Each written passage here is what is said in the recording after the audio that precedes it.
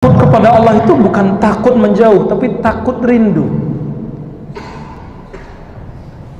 Nah, fitrahnya kalbu kalau sudah ketemu namanya Allah, summa talinu juluduhum wa qulubuhum illa dzikrillah. Maka kalbu digertak dengan nama Allah, ditembakin ke kalbu, langsung dia tenang dia, ya. Paling dia menggigil sebentar, tenang. Dirikanlah sholat untuk mengingatku, menyebut namaku. Maka inti sholat adalah zikrullah.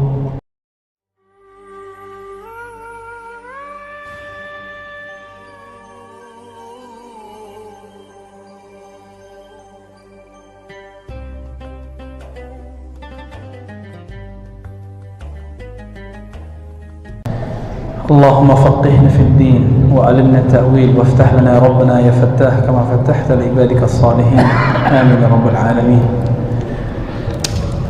Bapak, Ibu, Saudara, ikhwan akhwat fillah, saya nggak ngapa-ngapain hari ini tapi kok kerasa capek ya. Temanya yang bikin capek kayaknya ya. Temanya apa, Ustaz? Temukan tentram dalam jiwamu ya Rasulullah.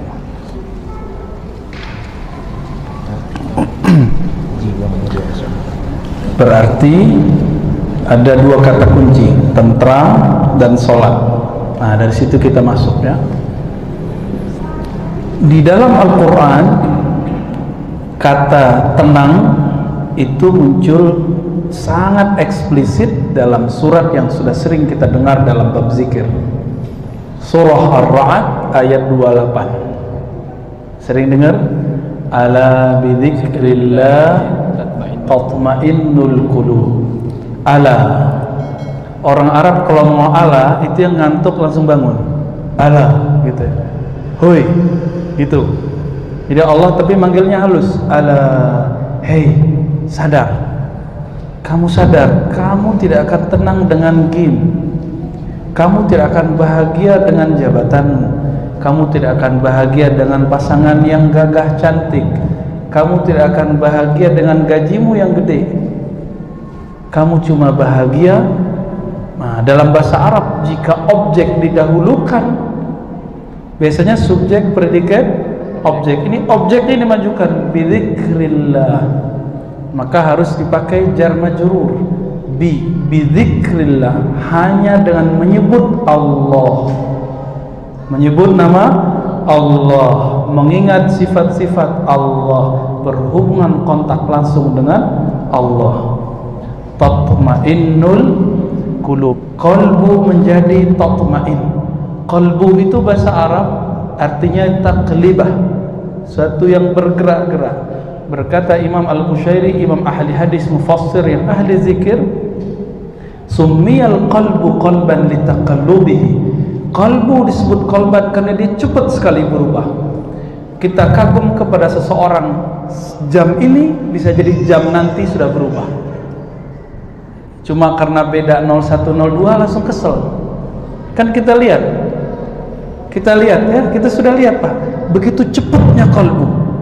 Dulu, ini contoh saya sebut nama aja karena kita lagi kasih contoh, lagi ta'lim. TGB sekarang yang milik nyoblos 02 pasti kesel sama dia, tapi yang nyoblos 01 seneng sama dia. Kenapa? Dulu dikatakan next presiden Hafiz Mufassir Doktor Azhar, kakak kelasnya Ustaz Arnaf. Dulu digadang-gadang kayaknya melebihi semuanya. Tapi cukup dengan dia beda nyebrang politik dan sudah banyak orang benci. Begitu cepatnya kalbu membenci, ya kan? Jadi jangan percaya dengan pandangan pertama, jangan percaya dengan asumsi pertama, karena kalbu cepat berubah. Nah, banyak itu ya. Orang nikah kalau pesta di kantor, kalau di gedung mahal gak? Mahal. Berapa mahalnya? Udah pernah belum? Belum pernah dia ya. Mahal ya.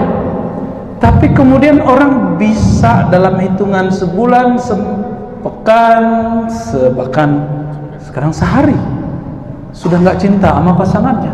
Bisa? Bisa. Begitu cepatnya qalbu berubah. Supaya qalbu itu tidak cepat berubah ke negatif, ala bidzikrillah tatmainnul qulub. Karena qalbu itu liar. Orang yang disebut nabi itu, wali Allah itu adalah yang bisa mengendalikan qalbunya dengan zikrullah. Kalau kita punya guguk, misal si guguk itu takutnya sama apa? Batu. Sama batu. Nah, batu itu zikrullahnya. Qalbu ini lebih parah daripada si kalbun. Jadi qalbun kalbun, tipis ya. Qalbun hati. Kalbun sama-sama bisa nyalak gitu. Sama-sama tamak dia. Sama-sama emosional. Bukan cocok logi ya, tapi itulah rahasia Allah membuat kalimat ini mirip. Namun si qalbu, sebagaimana si guguk tadi, takut kalau mau dilempar pakai padahal cuma digertak doang, nggak jadi, kabur dia. Qalbu juga begitu. Qalbu digertak dengan nama Allah, ditembakin ke qalbu, langsung dia tenang dia ya. Paling dia menggigil sebentar, tenang. Apa dalilnya? Surah Az-Zumar, surah 39 ayat 23. Ayat 23. Taqsya'irru minhu. Qalbu itu mulai indikasinya dari kulit.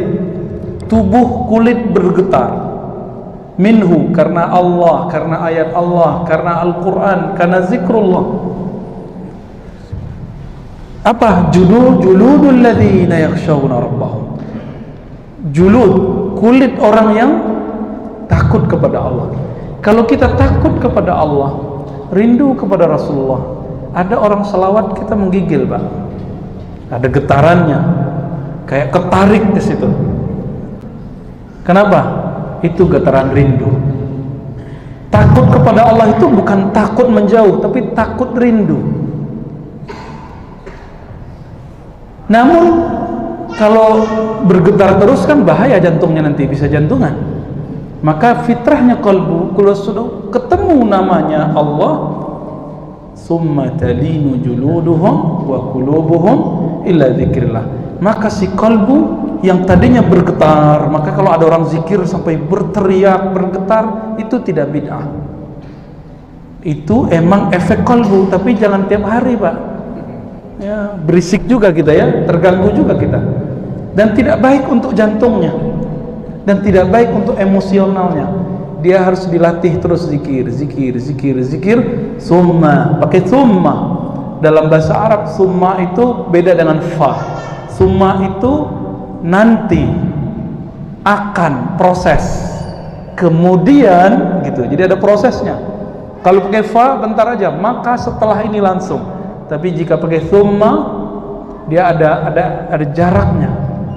Maka orang kalau rajin melawan kalbunya, nanti kalbunya pasti lembut. Talinu juluduhum wa qulubuhum ila dzikrillah. Lalu kalbunya akan lembut. Itulah kalbunya sahabat Nabi Abu Bakar, Umar, Utsman, Ali, Talha, Zubair, dan sahabat-sahabat mulia, Salman Al-Farisi, Abu Darda, dan semua sahabat Nabi. Awalnya mereka kenceng. Masih ingat kisah Abu Darda, Abu Zar. Abu Zar itu orang yang Islam nomor 5. Ana khamisuhum islaman. Di riwayat lain rabi'uhum islaman, dalam kitab Al-Isti'ab karya Ibnu Abdul Bar. Apa kata Abu Dzar? Kami di kampung kami Bani Ghifar mendengar ada seseorang yang jujur lalu mengaku dapat wahyu. Maka kami penasaran, datanglah ke Mekah. Di Mekah ternyata Nabi baru punya murid Khadijah, Abu Bakar sama Ali. Berarti muridnya berapa? 3. Waraqah bin Naufal udah mati. Siapa Waraqah bin Naufal? Paman Khadijah yang ahli kitab Injil, mengerti Taurat, udah wafat. Jadi kalau dihitung 4 sama Waraqah bin Naufal, tapi ini nggak dihitung.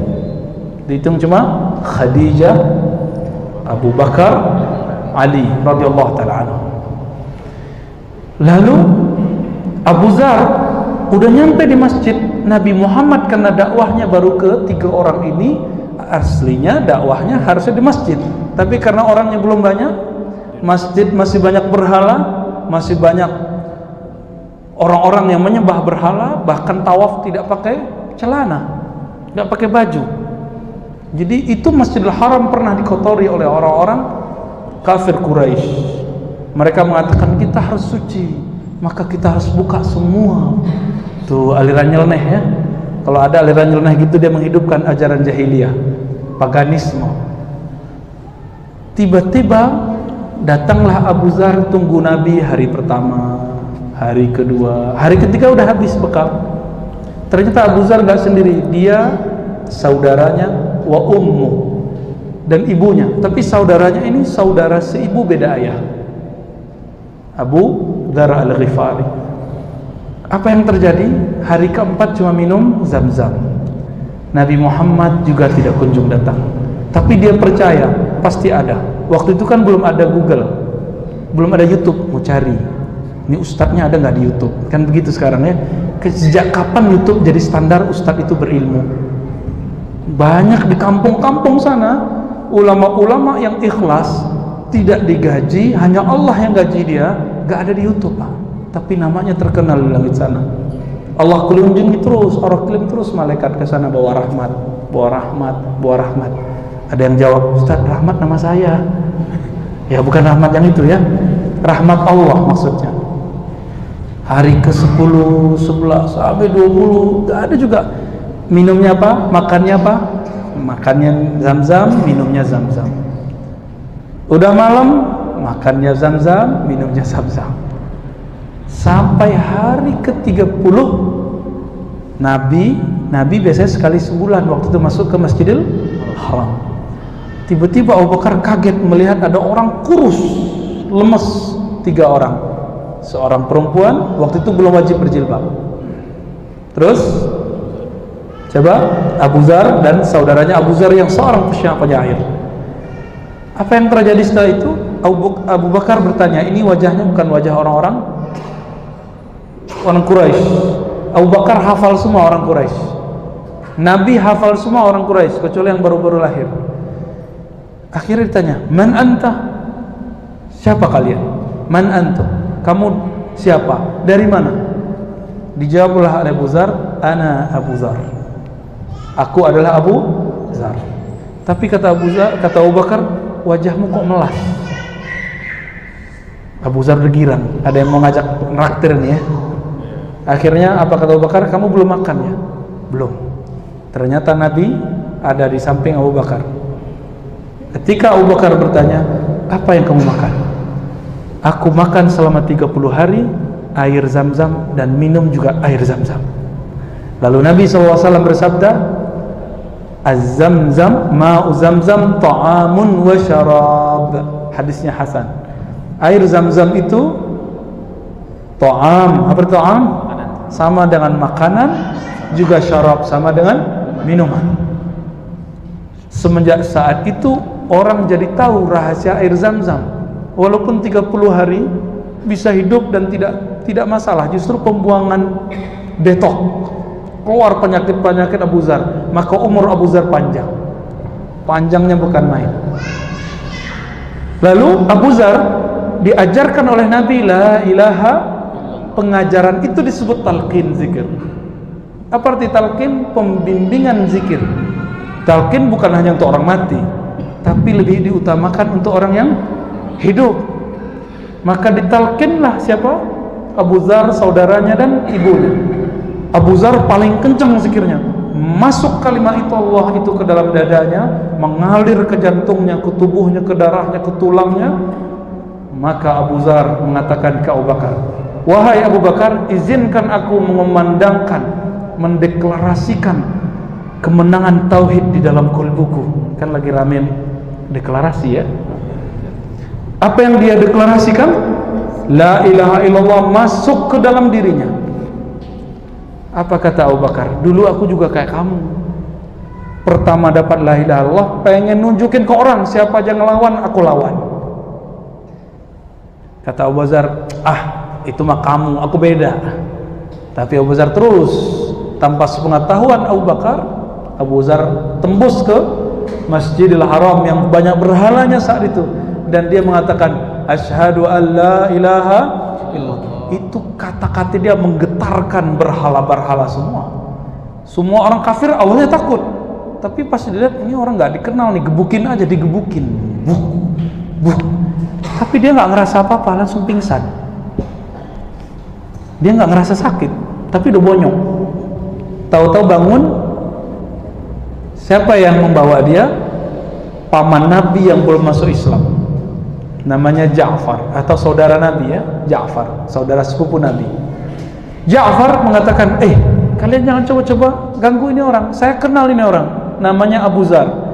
Dia tinggal di daerah Ghifar, Bani Ghifar. Kalau kalian pergi berdagang ke utara pasti lewat kampung Abu Dzar. Orang Arab itu kalau kita bunuh satu orang kaumnya, maka nanti orang kaum sono akan datang sekampung menghancuri kaum kita, membunuh kaum kita.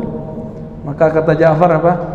La taqtuluhu, hentikan, jangan bunuh dia, karena nanti urat nadi perdagangan kita habis.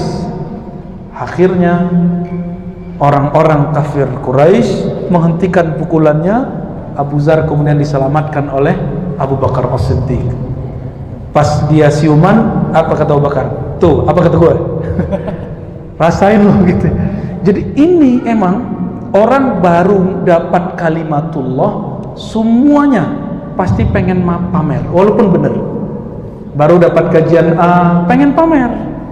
Baru dapat kajian zikir, pamer zikir. Baru dapat kajian sunnah, pamer sunnah. Kajian bid'ah, pamer anti bid'ah. Baru dapat belajar thariqat A, pamer thariqat. Baru dapat sanad A, pamer sanad. Emang itu fitrah manusia. Maka sabar-sabar sama orang yang suka pamer, nanti dia capek sendiri ya. Kita semua punya sikap pamer, Pak, semua, saya juga. Ayatnya itu kan tidak ada di surah Al-Hadid, ayat keberapa itu ya, innamal hayatud dunya, hanyalah dunia itu apa, main-main, senda gurau ya, apalagi tafakhur, lahun walaibun. Tafakhur, apa tafakhur? Berbangga-bangga dalam anak, harta, bermunafasah, begitu terus. Cuma itu dunia. Awal-awal dapat mobil gimana? Wah, bawa kemana-mana. Rumah aja deket dari masjid, bawa juga ya. Mau makan kemana deket, pakai mobil ya. Terus pura-pura ketinggalan barang. Maaf, ketinggalan di mobilku. Cilah, ambil dulu barangnya ya, biar kelihatan sama temannya. Mobil lu baru ya. Akhirnya ketahuan deh, mobil baru, motor baru, apalagi pasangan baru. Bahaya ini ya. Yang belum telan ludah aja ya.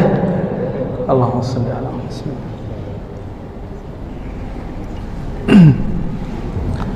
Orang baru belajar silat pengen nantang orang nggak?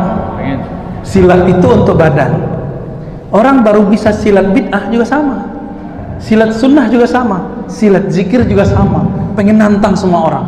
Baru belajar zikir, nanti lihat isi hati orang, wah ini ustadz nih ahli zikir nih, wah ustadz ini belum sampai nih, belum sampai kemana? Belum sampai ke alam kubur ya. Biasa itu ya. Nanti kalau dia sudah belajar, ada yang bisa setahun hilang, ada yang sepekan hilang, ada yang hilang bener ya, hijrahnya gagal. Jadi pintu hijrah itu banyak. Ada yang lewat zikir, ada yang lewat nangis-nangis, ada yang lewat muhasabah, ada yang lewat partai, ada yang lewat gerakan, ada yang lewat sunnah bid'ah, ada yang lewat khuruj. Banyak pintu hijrah itu banyak. Jangan monopoli bab hijrah ya. Kembali ke surat Az-Zumar, ayat berapa tadi? Ayat 23. Di ayat 23 itu dikatakan summa talinu, dengan proses berjalan, maka orang yang tadinya pengen show up, nunjukin apa saja yang dia punya, nanti lama-lama hilang, lebih tenang, kalbunya lebih tenang, lebih tenang, lebih tenang. Talinu juluduhum wa qulubuhum, tapi dengan syarat satu, cuma satu, ila dzikrillah, kepada mengingat, menyebut nama Allah.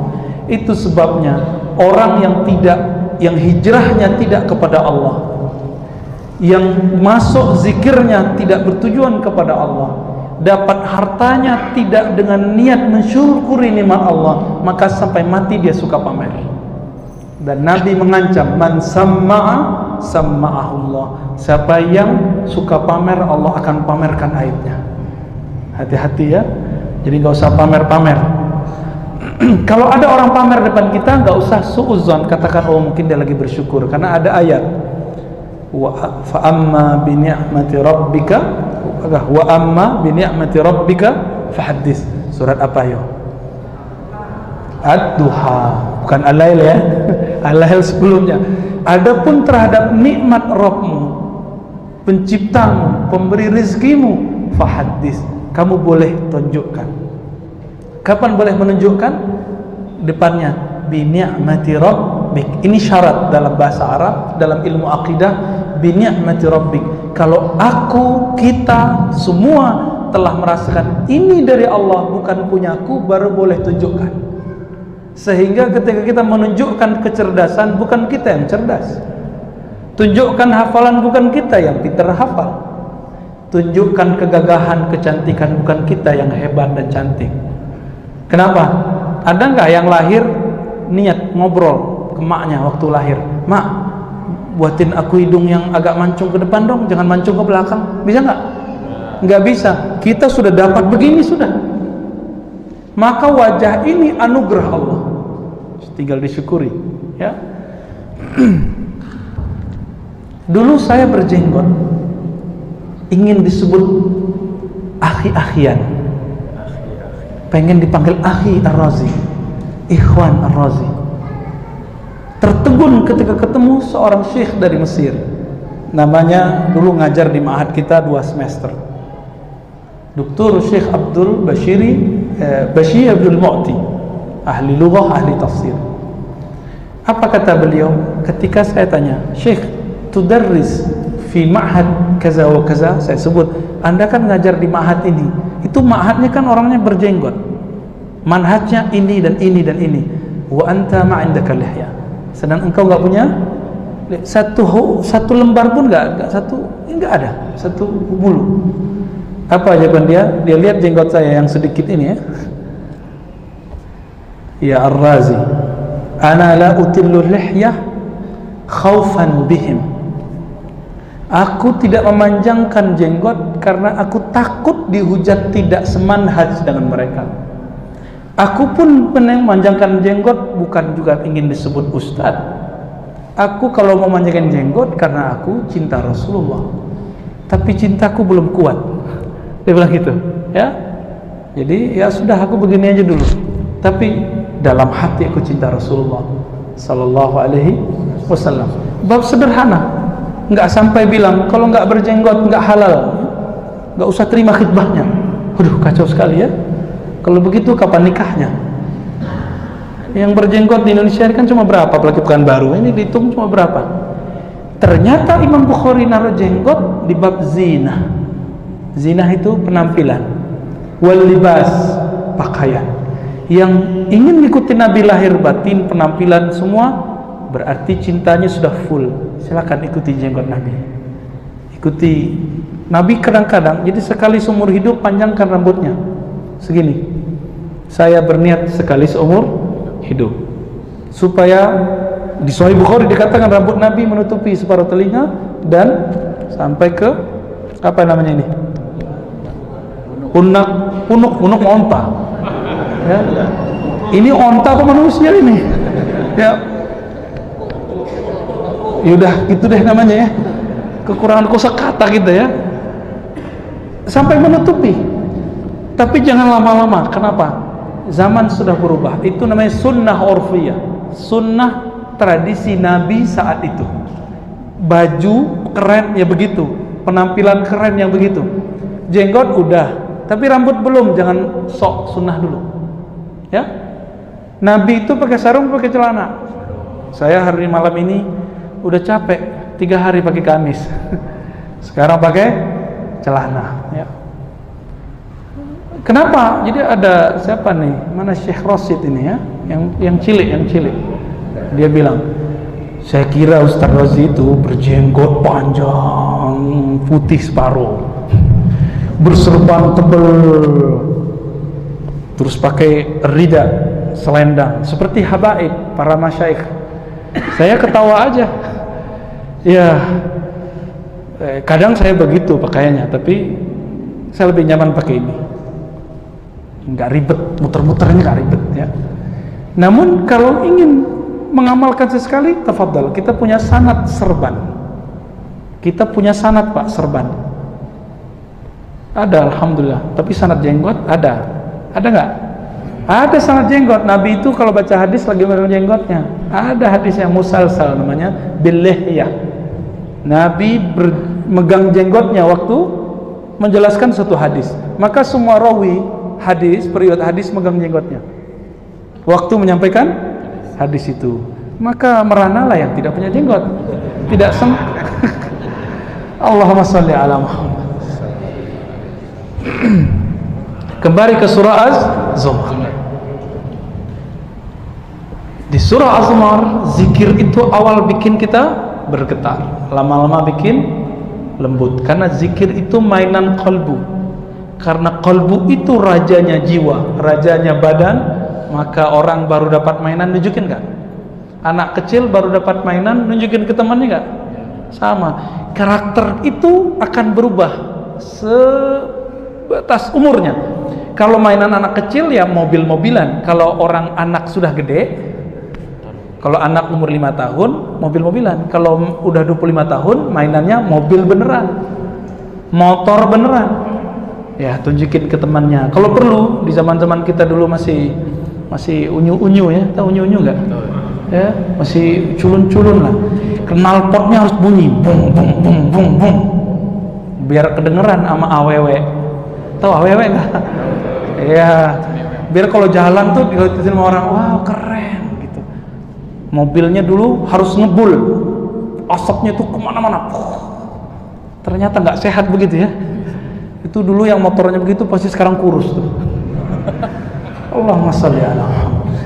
Oke, sekarang pindah ke surah Thaha ayat 14. Mencari ketenangan. Tadi sudah dirumuskan di surah Ar-Ra'd apa ketenangan itu? Cuma dengan menyebut nama Allah. Sekarang kita lihat apa posisi zikir dalam salat. Posisi pentingnya zikir dalam salat. Di bagian tengah sampai akhir Allah berfirman gimana? Aqimis salata. Ayo yang hafal. Aqimis salata. Wow.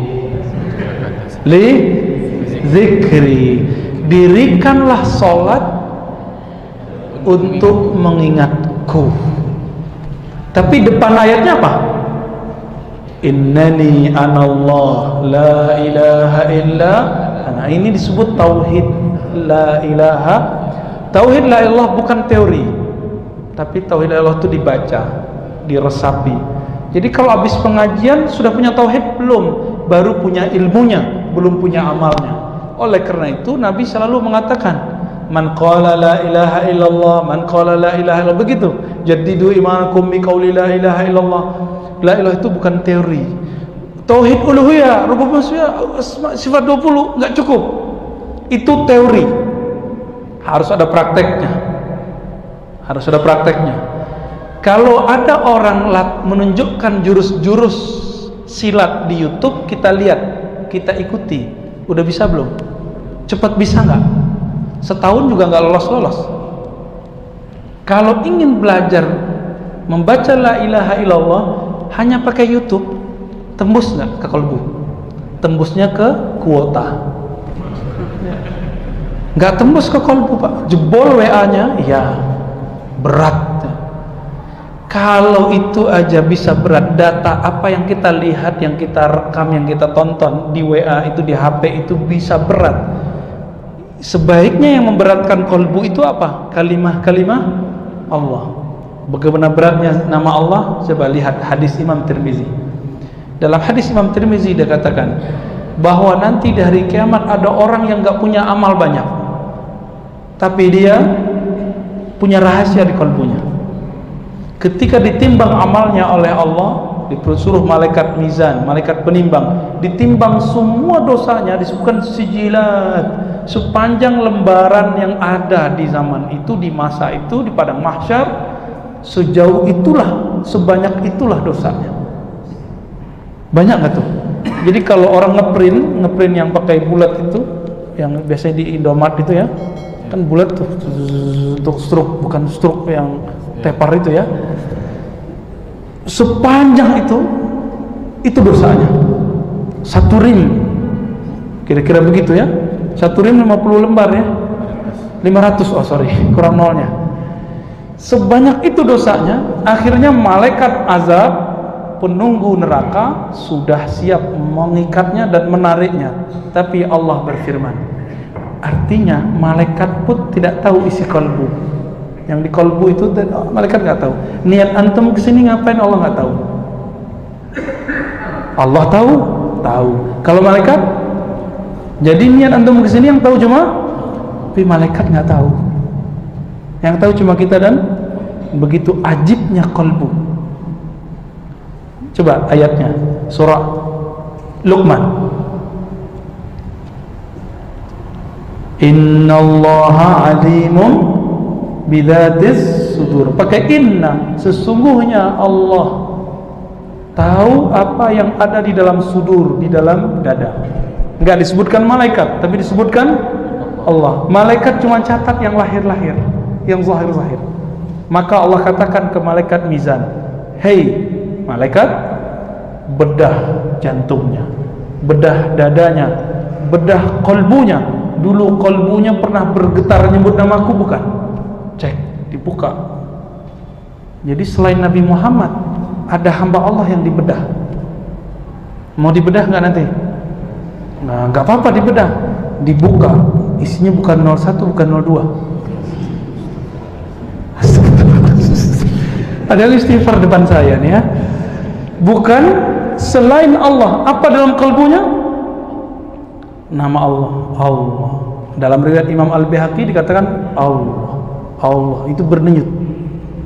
Di riwayat Imam Tirmizi, la ilaha illallah, la ilaha illallah, la ilaha illallah. Terus jalan kalbunya, gak pernah berhenti. Ternyata dia waktu wafat, dia dapat talqin zikir la ilaha illallah, mati. Saat kolbunya bergetar, mati. Maka kolbu yang bergetar ini tidak pernah mati, cuma tubuhnya yang mati. Dari dia mati sampai kiamat berapa lama itu getarannya? Ditimbanglah kolbu yang ada nama Allah bergetar itu. Karena di surah Al-Anfal gimana? Iza dzukirallahu wajilat qulubuhum, disebut nama Allah, kolbunya berdenyut kencang. Seperti orang, bisa jadi orang jatuh cinta, ketakutan, atau mau ujian kan deg-degan. Yang kemarin ikut ujian CPNS, deg-degan kan? Ada yang tangannya udah letoy duluan ya, udah gemetaran, nggak jadi, salah terus mencetnya. Saya nggak pernah ikut ujian, jadi nggak tahu. Ya. Mau meramar, getaran kolbunya sampai ke lidah. Akhirnya manggil mertuanya Mas. Gak diterima jadinya ya. Begitu efek kolbu.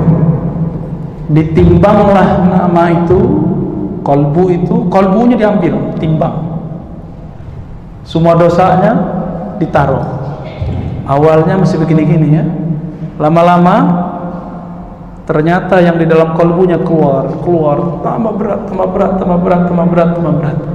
Makanya orang yang kolbunya ada nama Allah, kata-katanya bisa tebar, masuk ke kolbu kita, tembus ke kolbu kita, bukan masuk kanan keluar kiri. Itulah Nabi itulah pewaris para nabi, para sahabat, pewaris para sahabat, para tabi'in, tabi'ut tabi'in, sampai hari ini mereka masih ada. Makanya kita mesti berguru ke orang yang bersanad, bukan yang ngaku-ngaku. Bukan yang ngaku-ngaku ikut nabi, tapi yang buktikan bahwa dia ikut nabi dengan bersanad. Bersanad itu bukan cuma ijazah, aku ijazahkan, bukan. Bersanad itu berguru, mulazamah. Apa arti mulazamah? Kita senantiasa konsisten berguru ke orang itu. Jadi kalau ngajinya cuma pas tablik akbar, ya salam. Ini tempat mengingatkan saya ke sahabat saya, siapa ya? Ustadz Zulhendri ya. Itu orang alim, masih muda, ilmunya luas melebihi umurnya. Silakan disemarakkan. Ini inisiasi beliau kali ya, tempat begini. Emang beda Pak, kalau duduk di atas begini itu rasanya beda. Makanya ulama-ulama Al-Azhar, ulama-ulama sebagian di Yaman, kalau taklim dia buat mimbar begini. Pas saya buka hadis, mimbar Nabi kayak gitu atau kayak gini? Ternyata benar kayak gini, mimbarnya Nabi. Kalau ini namanya podium. Podium itu dulu punyanya orang Yahudi Nasrani, yang Nabi buat ini. Tapi boleh nggak pakai podium? Ya boleh, kan itu peradaban, bukan masuk ke syariat. Nah, silakan mulazamah ke beliau. Tadi ada Ustadz Al-Nof ya, mulazamah ke beliau. Masih banyak ustadz-ustadz di sini yang mau ngaji kitab. Karena tidak semua sempat nyantri, sudah telat kan, umurnya udah lewat, nggak boleh kan disuruh-suruh push up. Kau telat sholat push up, nggak bisa begitu lagi Pak. Dulu saya awal-awal jadi ustadz, ini bukan masih awal juga ya. Awal-awal jadi guru, jadi ustadz, jadi dosen, itu galaknya bukan main. Karena belum dapat hadis musalsal birrahmah, hadis musalsal dengan kasih sayang ke makhluk Allah. Ada yang ngantuk dikit, saya bilang, anta kum, berdiri sudah, ya. Nggak jarang saya usir. Kamu main-main ya. Kita lagi baca hadis, kamu kok baca buku selain hadis? Ukhruj. Dulu galak Pak, untung kita ketemu hari ini ya. Jadi yang ngantuk-ngantuk tak tidur aja lah. Tapi nggak ada ngantuk nih, alhamdulillah ya. Alhamdulillah. Kolbu begitu. Dia kalau sudah terus ditempa, lama-lama dia tambah halus. Coba ini filosofi, belajar ke alam. Karena Allah mengatakan siru fil ard, jalanlah di muka bumi. Itu ayat tertulis. Ayat tak tertulisnya apa? Kalau kita lihat orang ngasah sabit, masih ada nggak orang yang nyabit rumput sekitar Pekanbaru? Udah susah ya. Wah belagu, sok kuto ya, seorang kota. Coba kita keluar Pak, lihat. Di situ ada orang nyabit rumput pakai sabit. Kalau agak sedikit susah narik rumputnya, terus diapain? Diasah. Ngasahnya, asahannya ada dua, ada yang halus, ada yang kasar. Kalau dia pengen cepet, dia pakai yang mana? Pakai yang kasar dia. Tapi kalau dia pengen lama tahannya, dia pakai yang mana? Tapi lama nggak ngasah pakai yang halus? Boleh cepet-cepet nggak? Enggak, emang halus juga, halus. Bahkan kadang nggak bunyi. Tapi kalau yang kenceng itu, yang kasar itu, ya bunyi deh. Begitu Pak. Orang yang baru dapat ilmu kajian baru itu kasar-kasar ngomongnya kadang. Kita semua begitu. Kalau kata teman saya, ikhwan khuruj, terima tabligh, ngejos tak gitu. Tahu ngejos nggak? Ya kayak bukan jos yang minuman penguat itu.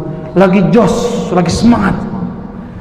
Kalau kata teman kita ikhwan muslimin, lagi ghirahnya tinggi dah. Apalagi tuh ghirah, semangat ya.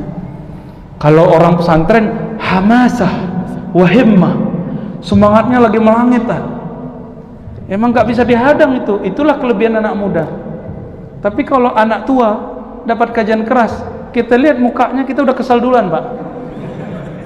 Lah bapak ini udah bau tanah masih aja mau cari masalah di masjid ya. Mau nyalahin kita aja. Tapi sabar Pak, dia badannya tua tapi ilmunya kan masih muda. Nanti lama-lama dia capek. Saya udah ketemu ratusan orang yang curhat mengatakan, Ustadz, saya dulu keras, orang kayak Ustadz nih habis saya hina. Terus kok Bapak nggak hina saya? Oh kan dulu Ustadz ya. Jadi kalau sekarang saya dihina orang, saya maklumi. Oh berarti ini baru hijrah ya. Hijrahnya pintu yang beda sama pintu kita. Dimaklumi aja Pak. Nah, kalau antum disalahkan teman, udah maklumi aja. Ya terima kasih, karena setiap kali ada orang menghujat kita, Allah angkat kita. Apa kata Nabi?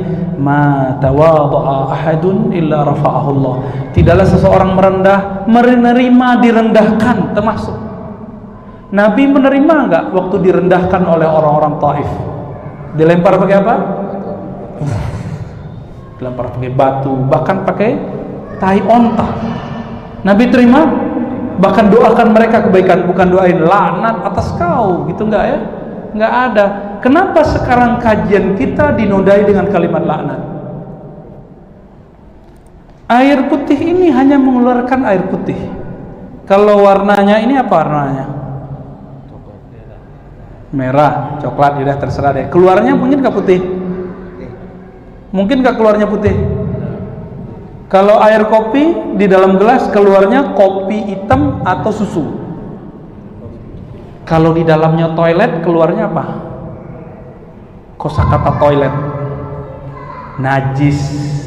Apalagi? Oh, ngomong kotor ya. Vulgar. Kalau di dalamnya ada kebun binatang keluarnya apa? Guguk, gitu ya. Gajah, mending gajah. Gede. Ini disebut apa? Harimau, babi, Allahu Akbar. Babi mah haram. Ya, kalau di dalamnya ada kebun binatang, keluarnya nama-nama binatang. Apa di dalam kalbumu?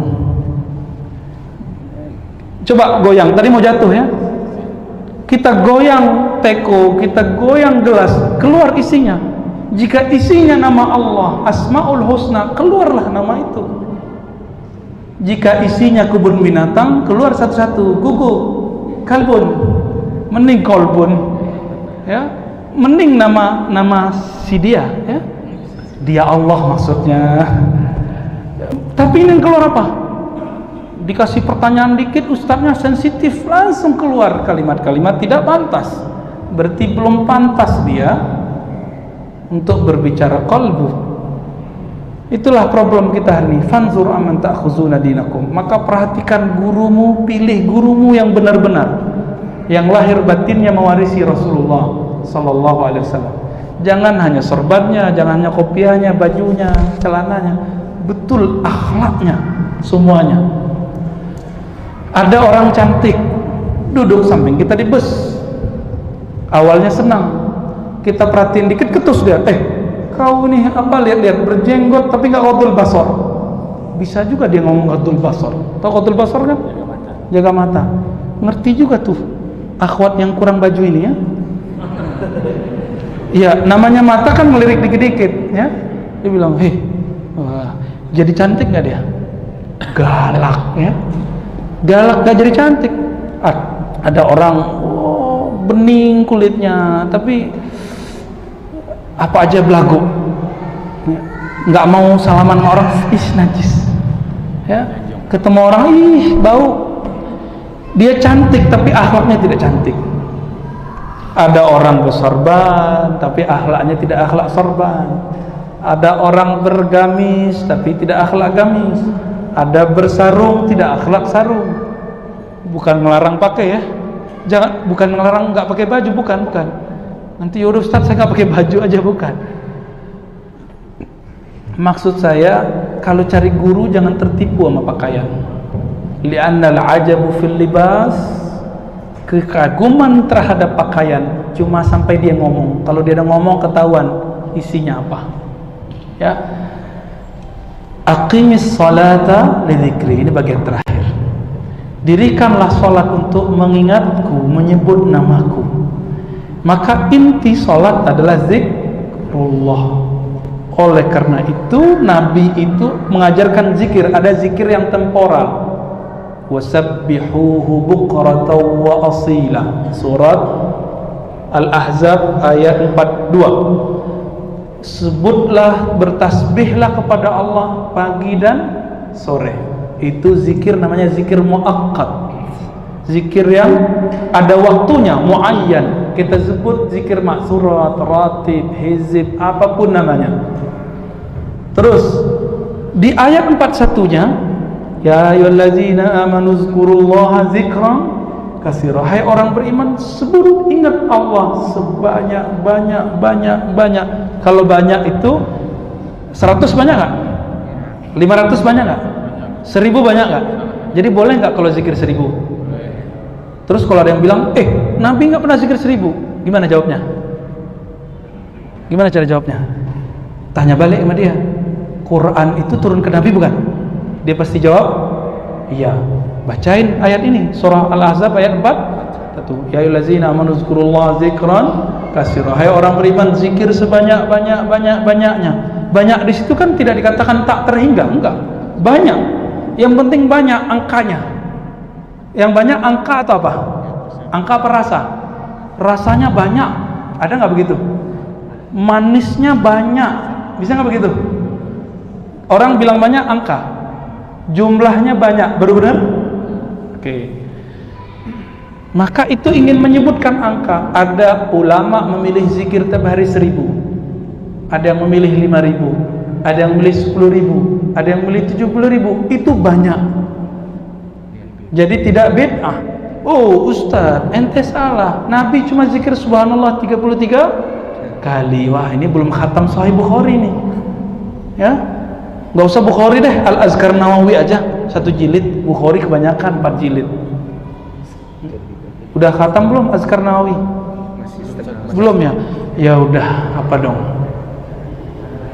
Arba'in. Itu mah dikit ya, 40 hadis nggak ada tentang yang tadi. Nabi SAW ternyata zikirnya macam-macam. Ada yang angkanya 1, ada yang 3, ada yang 15, 10, 15, 25, 50 nggak ada. 33, 34. Pertanyaannya, subhanallah 33. Tadi imam kita ngimamin sampai saya ketiduran, Pak. Allahu Akbar, saya tidur, itu mimpi itu ya. Saking indahnya suaranya. Terima kasih Pak Imam ya. Mana imam kita tadi? Ya, biasanya saya kalau zikir tuh melek. Ini kok 2 hari 3 hari di Pekanbaru, setiap kali orang zikir saya ketiduran terus. Kita udah lama cari tidur, lagi duduk udah lama. Ini baru ketemu kemarin. Ya, saya kira dibekam hilang, Pak. Ternyata enggak. Udah bekam kita kemarin. Oh, ternyata itu nikmat ya. Biasanya terasa lama jadi pendek. Kalau Nabi zikir 33, itu 33. Itu 33 batasan atau contoh? Kalau contoh berarti boleh kurang, boleh lebih kan? Kalau itu batasan, kurang dari 33, 32 bid'ah. Masa kita zikir 32 bid'ah? Ya. Ya udah lebih 35, beda enggak? Kalau ada orang mengatakan zikir 1000, 2000 bid'ah, kasih tanya itu, gimana kalau zikirnya 35? Bid'ah enggak? Kalau dia bilang bid'ah, ya salam. Fa'arid anil jahilin, maka berpalinglah dari orang jahil. Enggak usah dilayani lagi, sudah. Ya salam ya akhi. Kalau enggak bisa debat, ya salam ya. Ya salam itu artinya apa? Lepaskan semua aib, lepaskan semua apa yang tergores di kalbu, biar nyaman hidup ini. Orang yang paling sempit dunianya, orang yang paling banyak debatnya. Kita udah nggak debat tapi nonton debat, sama aja. Nyesek nggak nonton debat? Nyesek. Malam ini sampai Ramadan nanti semoga ketemu Lailatul Qadar. Kurangi debat, jangan nonton debat lagi. Kasihan kolbu. Kolbu kita kasihan, Pak. Mata ini udah nonton, udah seneng dia matanya. Telinga dengar seneng. Kolbu seneng nggak? Tersiksa dia. Maka kolbu kita bilang, bro, udah dong, sis, udah dong. Nggak kita dengerin. Otak kita budek di situ. Dia bilang, asik loh. Kan seru ya ngeliat orang tengkar. Emang kita punya bakat, emang pengen melihat orang beradu. Itu kan dulu zaman-zaman di Minangkabau dulu kan ada perang Padri. Mereka menghapus perang ayam. Tahu nggak perang ayam? Adu ayam. Emang seneng Pak, saya waktu kecil pernah ngadu ayam ya, tapi kemudian baca sejarah perang Padri, itu ayam kita jago sekali, warnanya aneh, nggak ada warna seperti itu tajam, apa namanya di sini, taji ya, bukan taring ya. Kalau dia begini bisa 2 ayam langsung tepar. Sakti juga nih ayamku nih ya. Judul ada candunya. Itu ngeliat ayam candu kita Pak. Oke, sekarang ngeliat orang tengkar, seneng nggak? Seru ngeliat orang tengkar itu. Maka dibuatlah pertengkaran resmi sambil main-main, dikasih juara tuh, tinju-tinju ya. Orang yang agak cerdas sedikit, dia nggak mau lagi tinju-tinju, capek ngeliat tinju-tinju, mending tinju-tinju otak. Itulah debat ya. Maka lakulah ILC, lakulah Najwa Shihab, laku. Kenapa? Makanan otaknya orang itu pertanda udah dewasa dikit, belum dewasa banyak. Itu sebenarnya kabar baik Pak. Saya awalnya senang, wah makanannya orang Indonesia bukan hanya lagi adu ayam, bukan lagi adu petinju, adu survei, adu quick count. Aduh capek Pak. Kita udah nyoblos kan, kayaknya ada yang beda nih. Ya nggak apa-apa toh, nanti hisab sama Allah sendiri kok. Kita kan punya alasan sendiri, Bapak salahkan Allah. Ini baru 1/4 dari bab zikir yang saya sampaikan untuk sholat, belum zikir yang lain, tapi saya rasa udah cukup lah ya. Jadi inti dari sholat itu zikir. Inti dari ujian matematika itu apa? Rumus-rumusan terus dilatih-latihkan. Maka sebelum orang megang ujiannya, dia latihan buat soal nggak? Maka perlu sekolah. Sholat itu kayak ujian.